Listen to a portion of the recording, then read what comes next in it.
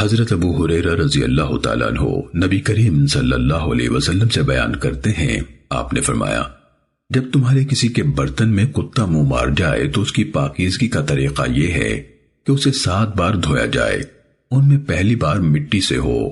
امام ابو داود رحمہ اللہ کہتے ہیں کہ ایوب اور حبیب بن شہید نے بھی محمد ابن سیرین سے ایسے ہی ذکر کیا ہے، یعنی پہلی بار مٹی سے دھویا جائے۔ سننے ابو داود حدیث نمبر 71۔ جناب محمد بن سیرین نے حضرت ابو ہریرہ رضی اللہ تعالیٰ عنہ سے مذکورہ حدیث کے ہم معنی روایت کیا ہے، اور مرفوع نہیں روایت کیا بلکہ موقوف بیان کیا، اور اس میں اضافہ یہ ہے، جب بلی منہ مار جائے تو 1 بار دھویا جائے۔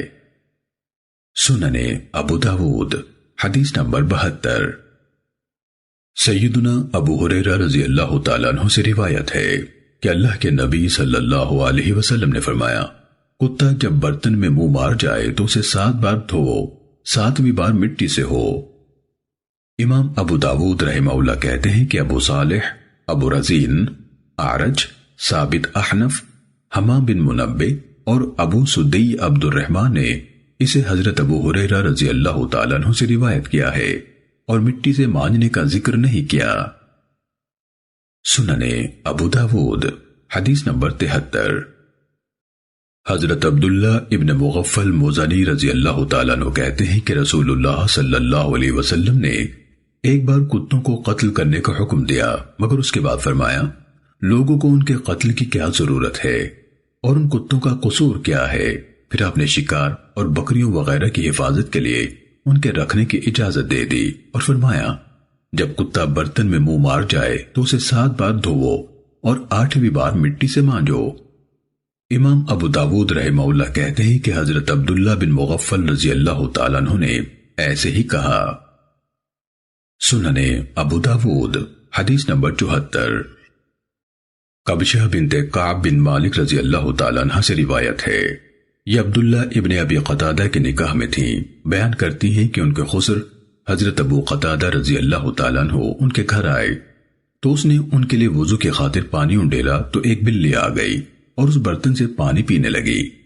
ابو قتادہ رضی اللہ تعالیٰ عنہ نے بلی کے لیے برتن کو قدرے ٹیڑھا کر دیا حتیٰ کہ اس نے پانی پی لیا۔ قبشہ کہتی ہیں کہ ابو قتادہ نے مجھے دیکھا کہ میں ان کے اس عمل کو حیرت سے دیکھ رہی ہوں، تو انہوں نے کہا، اے بھتیجی، کیا تمہیں تعجب ہو رہا ہے؟ میں نے کہا ہاں، تو انہوں نے کہا کہ رسول اللہ صلی اللہ علیہ وسلم نے فرمایا ہے، بلی نجس نہیں ہے، یہ تم پر گھومنے پھرنے والے جانوروں میں سے ہے۔ سننے ابو داود حدیث نمبر 75۔ داود بن صالح بن دینار التمار اپنی والدہ سے روایت کرتے ہیں کہ ان کی والدہ کی مالکہ نے اسے یعنی ام داود کو حضرت عائشہ رضی اللہ تعالیٰ عنہ کے ہاں حریصہ یعنی ایک قسم کا کھانا دے کر بھیجا، تو اس نے انہیں نماز پڑھتے پایا۔ انہوں نے اثناء نماز ہی میں اشارہ کیا کہ رکھ دے، چنانچہ اسی دوران میں ایک بلی آئی اور اس میں سے کچھ کھا گئی۔ جب وہ نماز سے فارغ ہوئے تو انہوں نے وہیں سے کھانا شروع کر دیا جہاں سے بلی نے کھایا تھا، اور بیان کیا کہ رسول اللہ صلی اللہ علیہ وسلم نے فرمایا، یہ نجس نہیں ہے، یہ تو تم پر گھومنے پھرنے والے جانوروں میں سے ہے، اور میں نے رسول اللہ صلی اللہ علیہ وسلم کو دیکھا ہے کہ وہ اس کے جھوٹے پانی سے وضو کر لیا کرتے تھے۔ سننے ابو داود حدیث نمبر 76۔ ام المومنین سیدہ عائشہ رضی اللہ تعالیٰ عنہ بیان کرتی ہیں، میں اور رسول اللہ صلی اللہ علیہ وسلم ایک ہی برتن سے نہا لیا کرتے تھے جبکہ ہم دونوں جنبی ہوتے تھے۔ سننے ابو داود حدیث نمبر 77۔